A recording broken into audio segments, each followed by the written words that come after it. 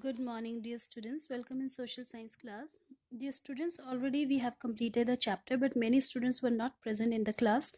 So I can start topic from here, the subordinate codes, civil codes, and further.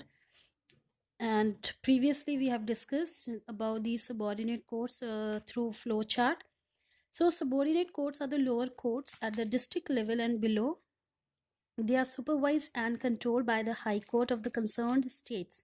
Yes, they are controlled by the High Courts, and High Courts are controlled by Supreme Court. They are the civil courts which are associated with day-to-day life issues, criminal courts like robbery, murder, theft, and revenue courts which are associated with the tax. Beside these lower courts, there is a provision for Nyaya Panchayats and Lok Adalats, which you have already discussed and already learned in previous class in 6th standard, where you have already learned about the rural government and urban government. Each state of India has its own system of courts, but the general pattern is same. Next, we have the civil courts. The highest civil court in a district is called the district court, and the judges of these courts are appointed by the governor because it is associated with the level of state, and in state the higher authority is governor. And when we are talking about the central level, then the highest authority is president, and they can appoint the different judges of different courts. So the governor, in his consultation with the high court, all the civil matters pertaining to the property, contracts, agreements, that is related matters related to the property, the contracts, agreements of landlords and tenants, their disputes which do not originate in the high court. These kind of issues cannot go in the high court, and they can heard in the district courts. Below the district court, there may be one or more courts of sub judges. Separate family courts are also there because such kind of cases are also here in that, like family disputes, divorce, custody of children. Below them are the courts of munsif. The small cases are also heard in these courts. It is associated with the small cases. We cannot directly go to the high court as well as to the supreme court. Next, we have the criminal courts who are associated with the murders, thefts, and all, and the cases can be heard in the criminal courts.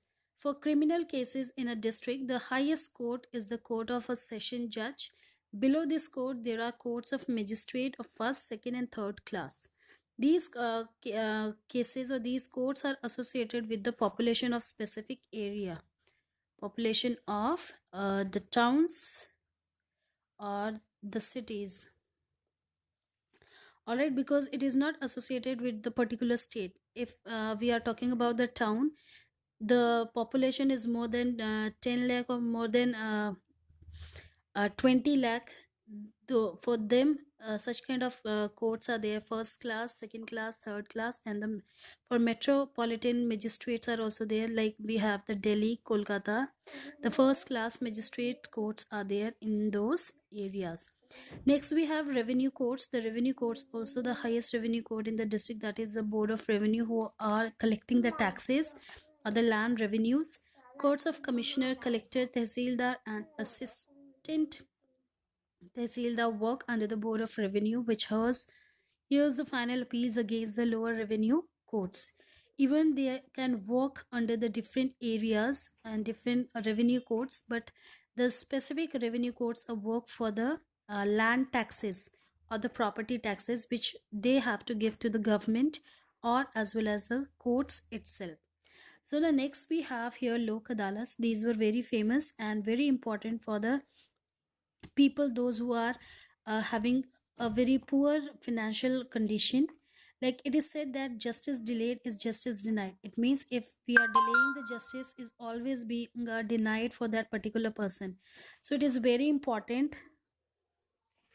So justice delayed is justice denied. It means if we are delaying justice, it will always be denied, that we are not getting the proper justice.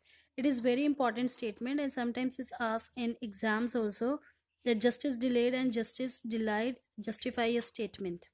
Since the process of imparting justice is very lengthy and expensive, because when we are going in the high courts or supreme court, or we are hiring the advocates or lawyers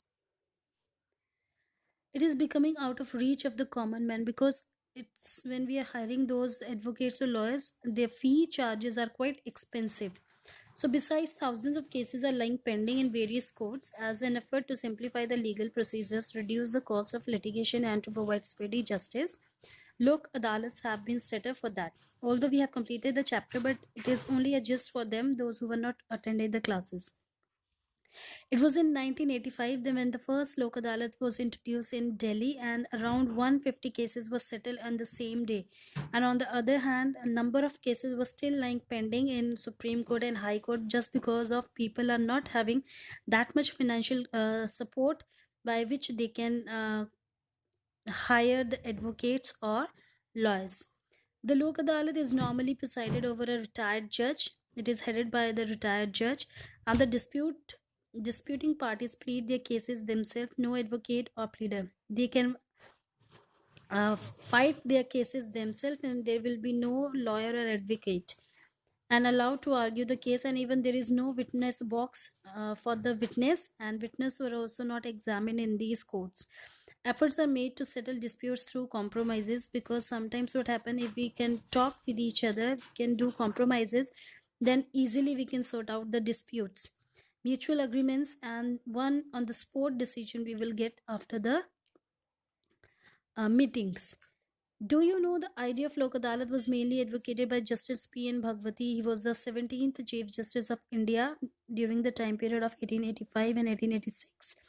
A former Chief Justice of India, the idea is based on the ancient Gram Panchayat, which we have learnt in class 6, where the judges were known as Panch Parmeshwar. Mahatma Gandhi has also strongly pleaded the revival of Gram Panchayats to settle disputes without wasting time and money, because when we are going in High Court or Supreme Court, it will taking a quite long period of time.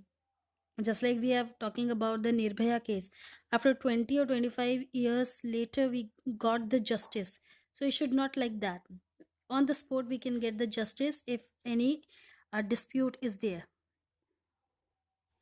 The idea of Lok Adalat is really commendable and indeed very useful, because it was giving a speedy justice for the people, and that's why it was known as the People's Code. And a question can also arise is which code is also known as the People's Code, that is called the Lok Adalat. Next, we have public interest litigation. P.N. Bhagwati has started and during the time period of 1885 and 1886, and in 1990 it was started its working, the PIL.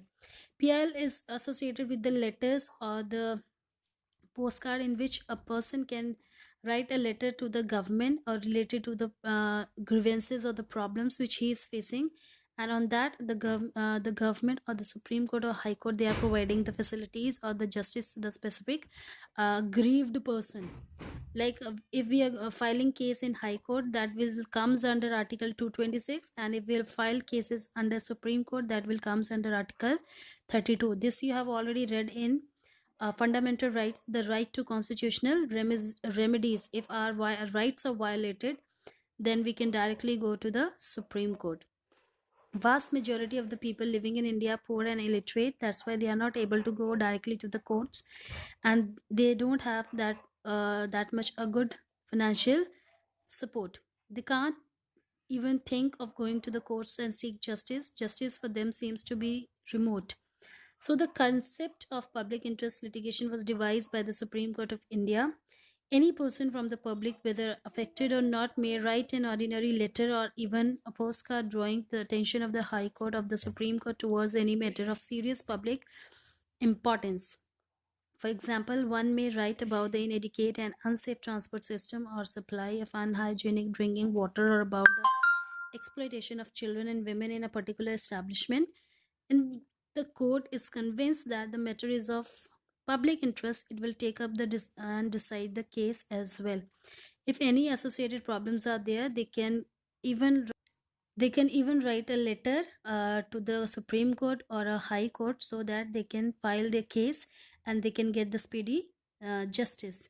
Next, we have public interest litigation is a novel idea. It helps the poor, the illiterate, and the ignorant one, those who are not getting the recognition in the society and they are not supported by the society.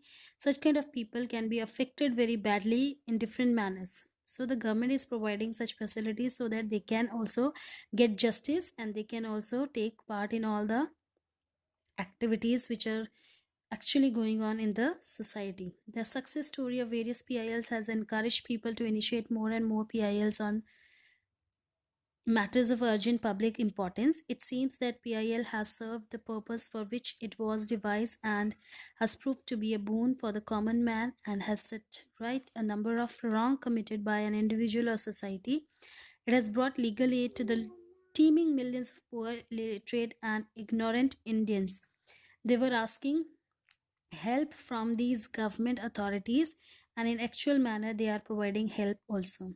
Next, we have public interest litigation. Social activists file PIL to save Yamuna River waterbed as a case study, opposing the central government ambitious projects of constructing the Commonwealth Games when it was took place in 2007. Village on the banks of Yamuna River, a public interest litigation has been filed in the High Court, that is under Article 226, against the permanent construction on the riverbed, but it is not exactly a good process. And social environment activist Rajinder Singh, in his petition, said that no permanent construction should be allowed on the riverbed as it will be very harmful for the environment as well. And this was the strict action was taken immediately after the complaint was given to the High Court, and immediately all the constructions were banned near the riverbed of Yamuna. So this was all about the chapter and about the public interest litigation, which was very important topic of this chapter, as well as the Lok Adalat. Must revise, mostly ask in exams, and read chapter carefully. If any doubt, then you can ask. So this was all about today's topic. Thank you.